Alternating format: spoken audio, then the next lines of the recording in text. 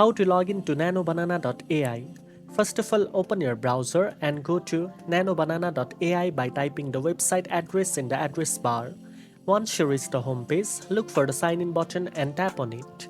This will take you to the login page where you can access your account. You can log in using either your Google account or your registered email.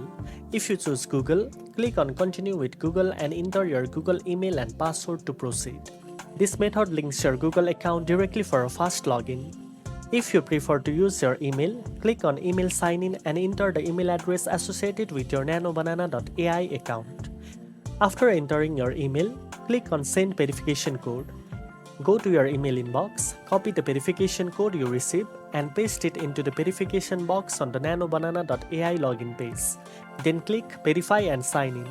Once the verification is complete, you will be successfully logged in and ready to explore all the features NanoBanana.ai offers.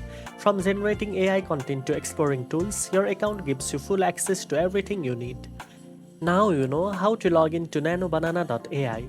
If you found this video helpful, don't forget to like, share and subscribe for more tech tips. Thanks for watching and I'll see you in the next one.